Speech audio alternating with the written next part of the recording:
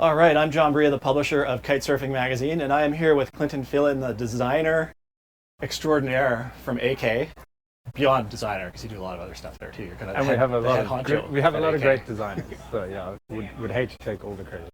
Yeah, well, let's. You're going to walk us through some of the cool new products in the AK line for kiting. Yeah. Cool. Well, yeah. Let me show you what's happening, what's new. But essentially, our harness range is broken up into three models. We have, a soft, lightweight harness. We have an all-round harness, and then we go to a hard shell. So if you start with our ether, this has been in the line for a little while, but the essence of that is it's a flat packable, super lightweight harness that's really great for foiling.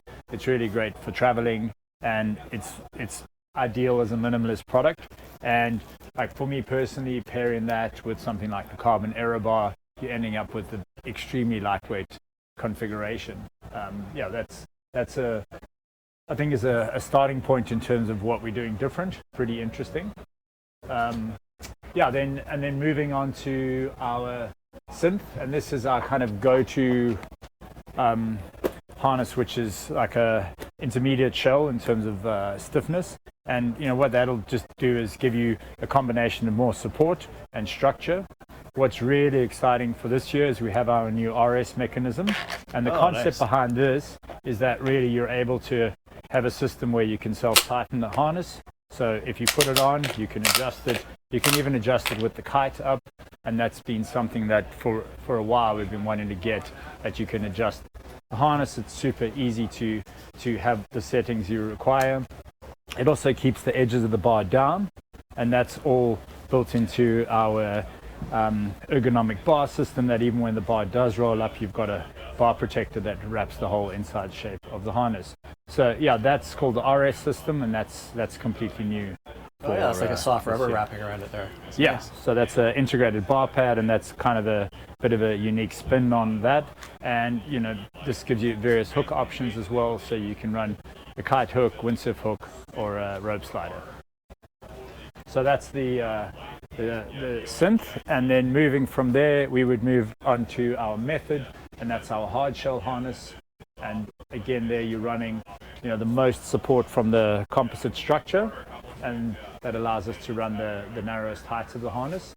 And what's really cool is we've got a new flax shell we've done in collaboration with Amplitex, and this is just giving you a much more environmentally conscious construction, and just pushing that technology to see where we can take it. And it's a really aesthetically beautiful product from my perspective. So yeah, that's essentially what we have in the waist harnesses. And then in the seat harnesses, we have come up with a new short style seat harness, and then a classic seat.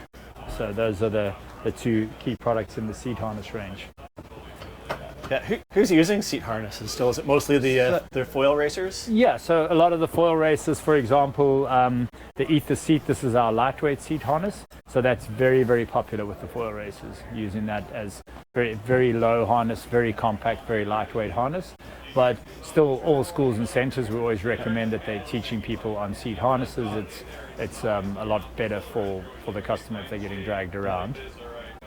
So yeah, you've got your 3-range seat harness, your 3-range on the waist harnesses, and a good structured configuration. That ether concept has gone forward into what we call the ether wing harness, which is a more compact style with a sliding hook that you can look as a pure wing harness. You guys have got some pretty nice surf fins now too, don't you?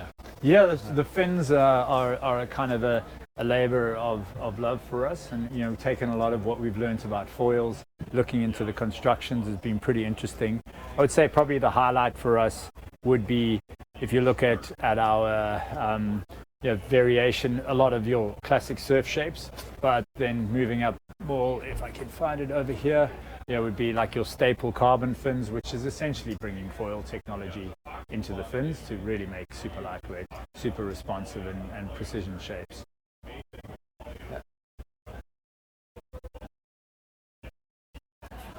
And those are all sold as 3-packs, or do you have a quad set up as well? We don't have a quad set. What we'd have is a pairing set, so you can run, a pairing set, like you can run the front set, a trailing set, which is for us is a more versatile configuration. Okay. How do you set your surfboards up? I'm just running twin fins. So I pretty much went through the last 3 years of just riding twin fins. You get onto something as a surfer, and then just being evolving. Like for me, performance twin surfboards are something that are really kind of my bread and butter. And from the shaping side, that's what I'm going through a phase of working on those. So yeah, always just running what we call a happy camper. So that's a twin set. Experiments with the single trailer, but yeah, typically just on the twins. Yeah. What's the advantage of the twin fin setup? I mean, for me, you getting a combination of drive. The bigger fins are going to give you more drive, and then it's going to kind of loosen the board up, so you get a bit of a playfulness out of it. And I think there's been the evolution of the twins, and I'd be interested to see how that evolves into sports outside of surfing. But we've definitely seen for us what we call the performance twins coming into the market, and then you get the looseness of the twin fin, but then as you evolve the designs, the boards become more performance oriented. Yeah. Have you tried that out kiting? We have. It's not something that for us is a massive part of the market, because I think twins are very useful when you're not going extremely fast. So like they tend to hunt when they're under a lot of speed. Yeah. So I think their use is when you I think the difference between kiting and surfing is in kiting you're generally managing your speed, whereas like surfing you're trying to generate speed a lot of the time. So there's like I think that's where you'll see the split come into play. Yeah. Cool. Do you want to take a look at some of the kites now, I guess? Yeah. Let's move on to. I wonder do you want to see our new kite bag? That's really cool. Yeah, it looks really nice. Let's take a look at that. Yeah. So in terms of our ranges of kites, are we have what we call the originals, and we have the team series. So the idea behind the originals is like proven performance, really focusing on using your kind of more traditional materials which have got a history of reliability, and then on our team kites going towards your more advanced performance, like our more experimental technologies that we can bring to market. There's a lot of discussion about what technology is relevant and what is not, and for us it's an easy way of giving the customer two options, not sitting in one camp or the other. And we've even for example taken that across into our bags. So our team kites run a new ultralight bag using like a laminated material, and we have cool little features, like you can even we have customers complaining that they like the board carry or they don't like the board carry. So now the board carry system is a removable part. You can use that to compress your kite when it's packed. So there's a lot of little details that comes, I guess, from our passion for accessories, and we're working in kites to try to bring some of these concepts across.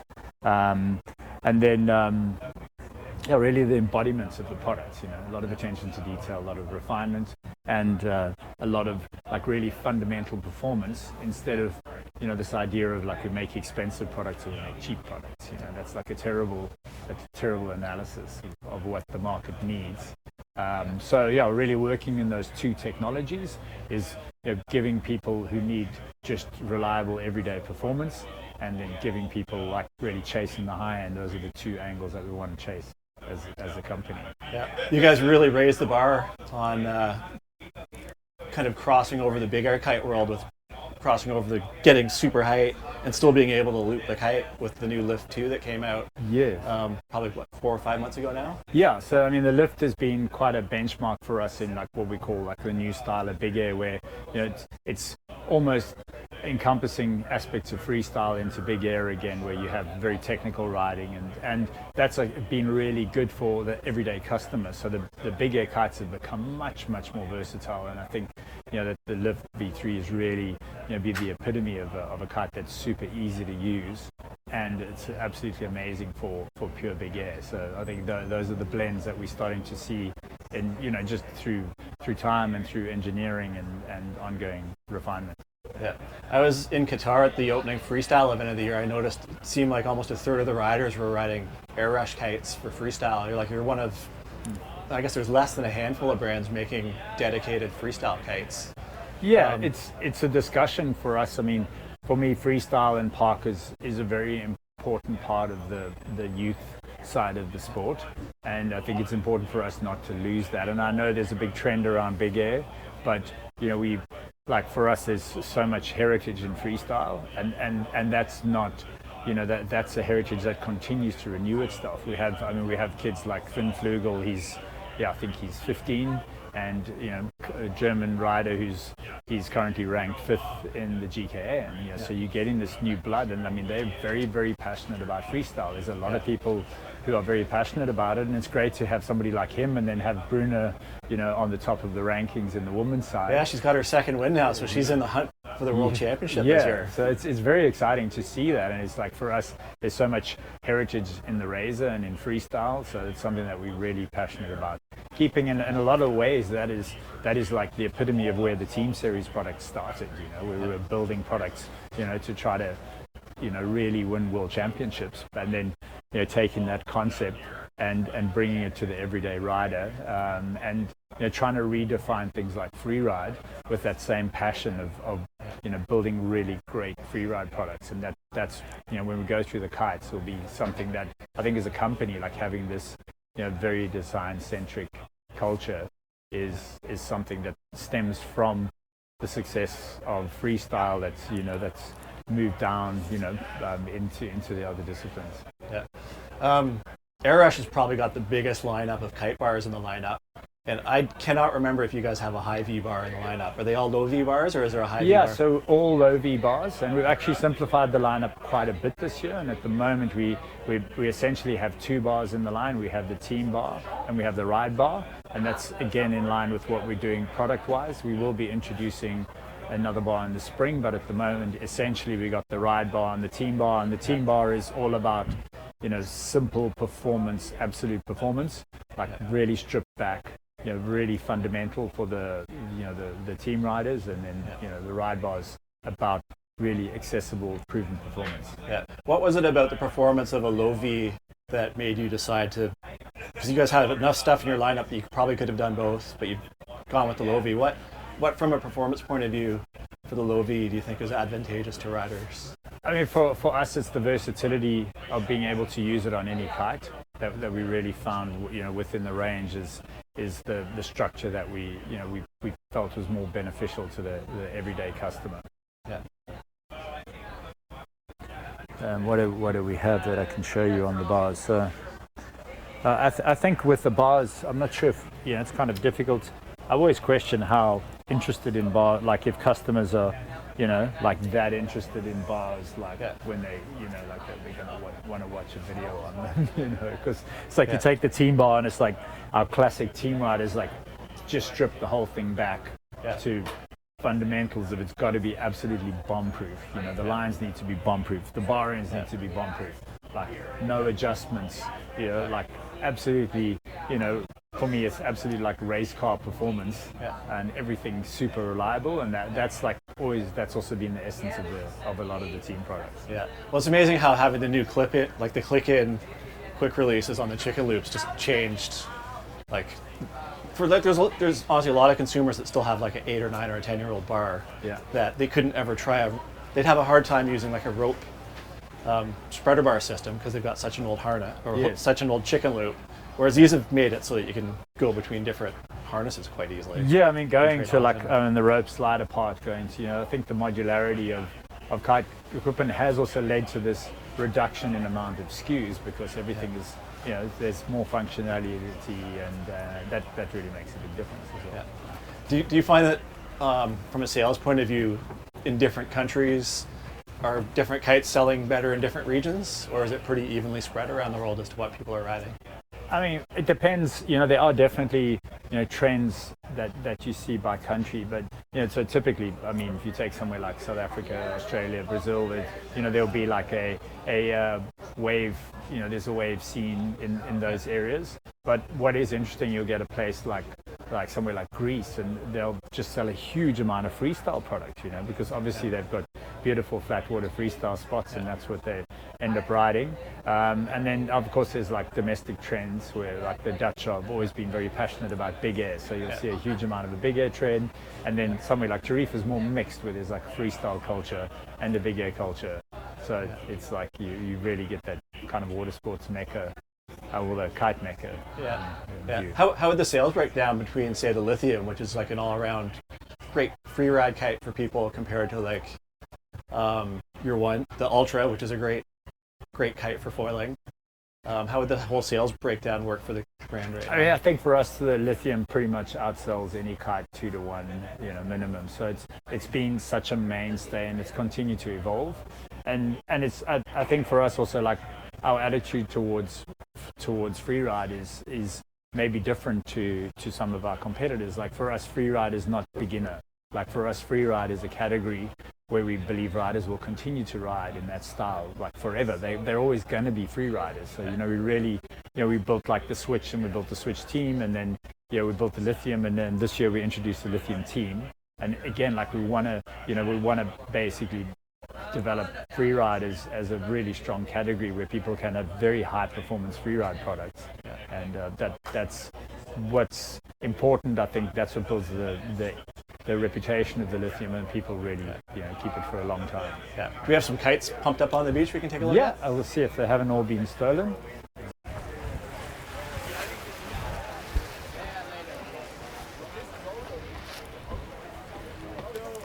Ooh, these are beautiful. I haven't even seen them yet. Get to ride all the prototypes, and then they look nice.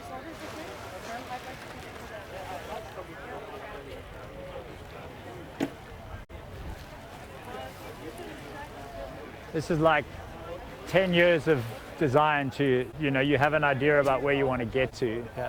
And it's like, so we really like narrowed the line, so now we're at 4 like key kite models, and then that just means that we're able to kind of introduce the team series in each product. And that's been the first year that we can do this. And the feedback is like the Lithium team, that's a super interesting product.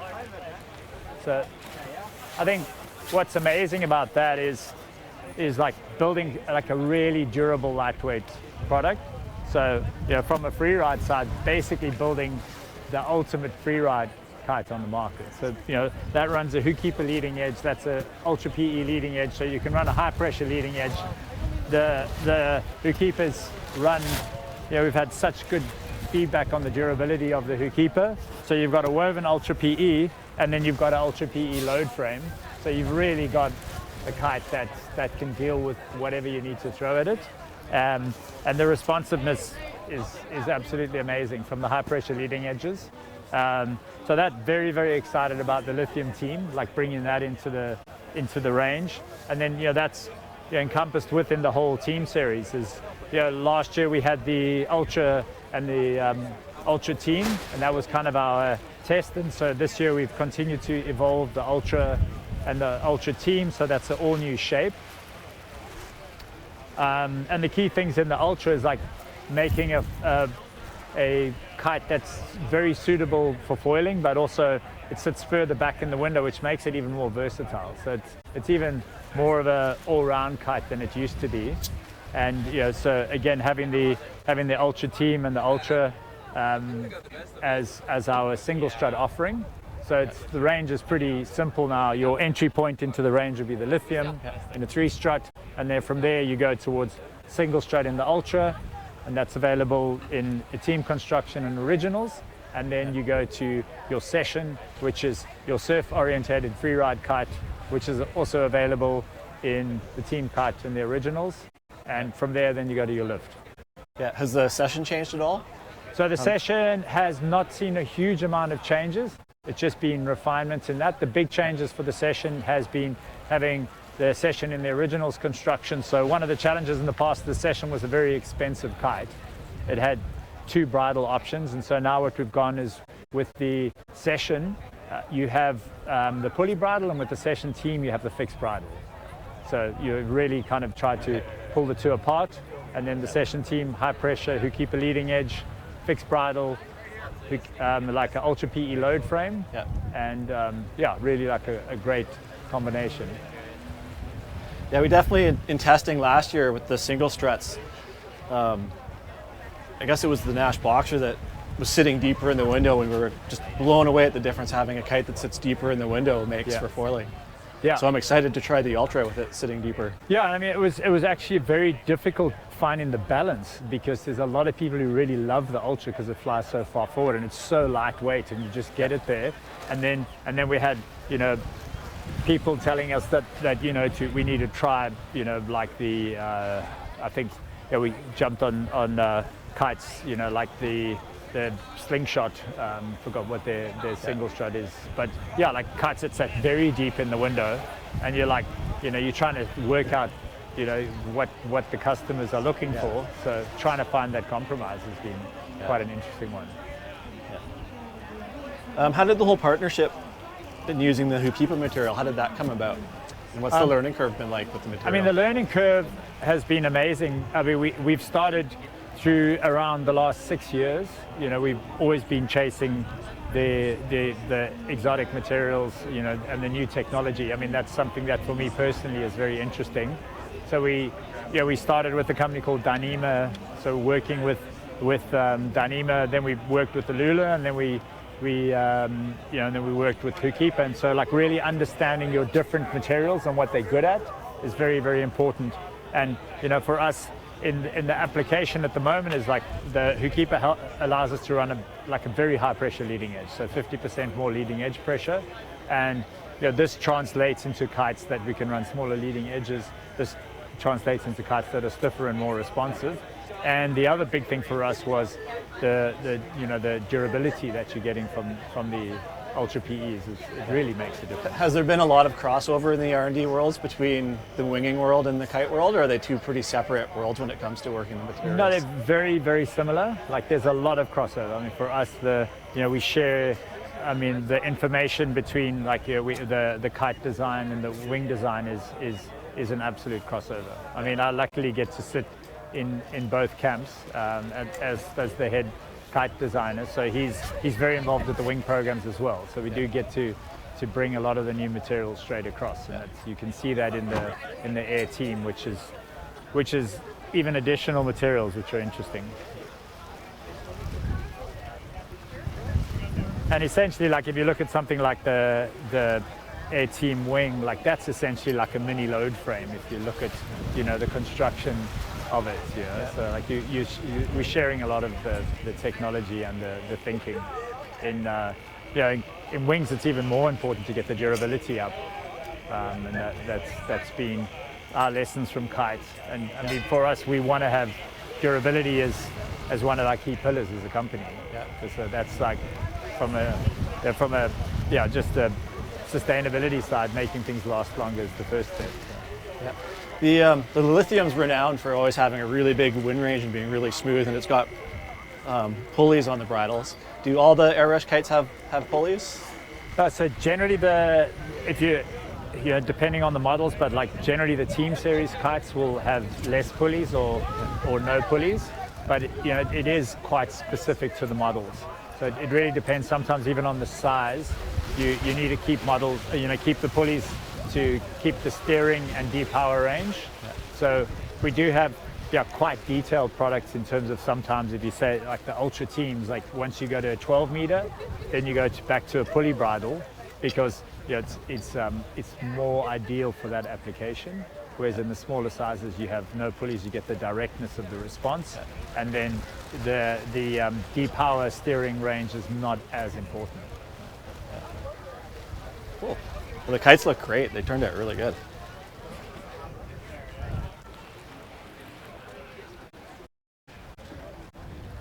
Yeah, this color came out. I think this is you got to get the Ultra. That's such a beautiful. And then that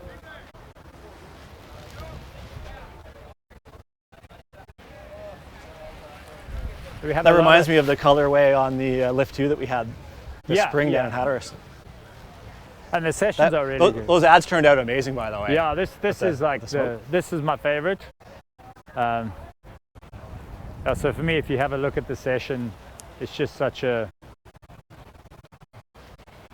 cool color. And we did these dropouts.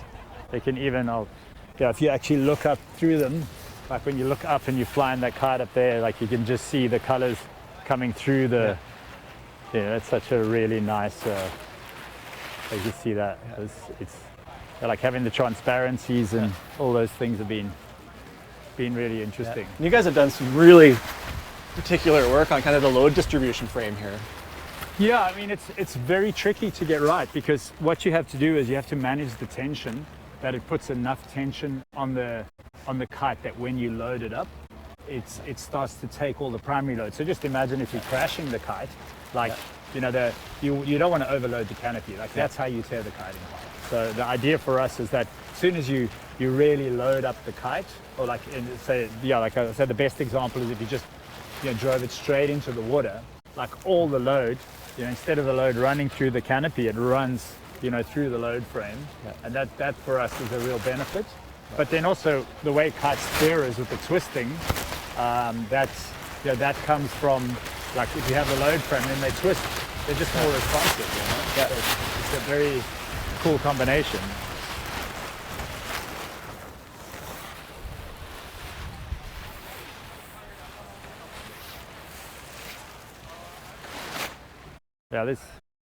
So really like having the team and the team series and the originals has been a really fun way of, and I like the two camps, that there's people who are like, speaking negatively about new materials, and you're like, that's just such counterintuitive thing for us to do, but at the same time, like absolutely celebrating like how, the kind of original materials that exist in the industry, like how reliable they are. There's a lot to be said in that. So it's difficult to take, like, a point of view any different to that.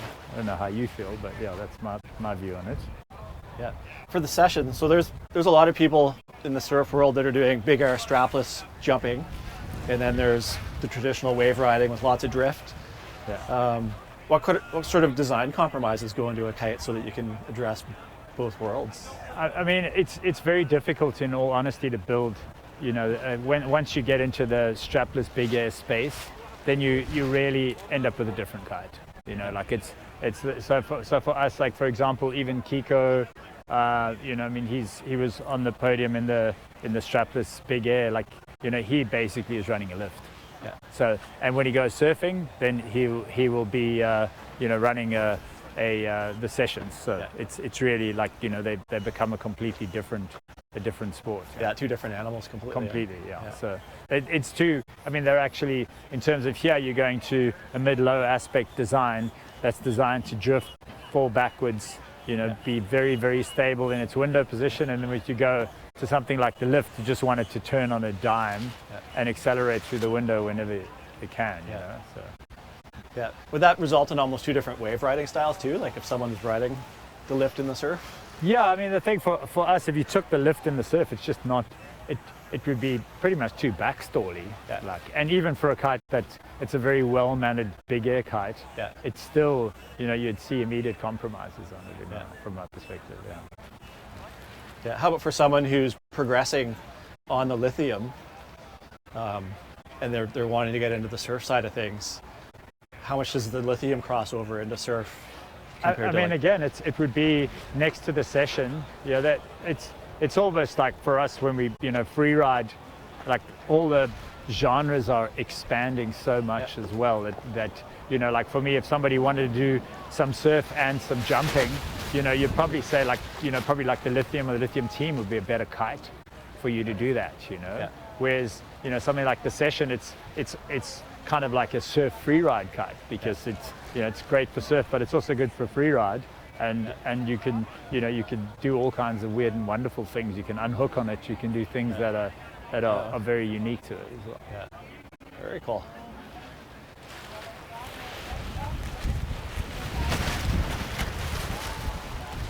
There's our secret introduction of our new little logo over there that we're experimenting with. Whoa, good thing they're all tied up, eh? Yeah. Getting windy. It's getting windy. Cool. Little gusty side off. Cool, thanks, You Glenn. happy with that? Yeah, that's super good. Well, we're signing off from the Airush AK, and there's actually some starboard stuff over there that we might go take a peek at in another video. Awesome. Cool. Cool. Thanks, man. Cool, man. Let me give you your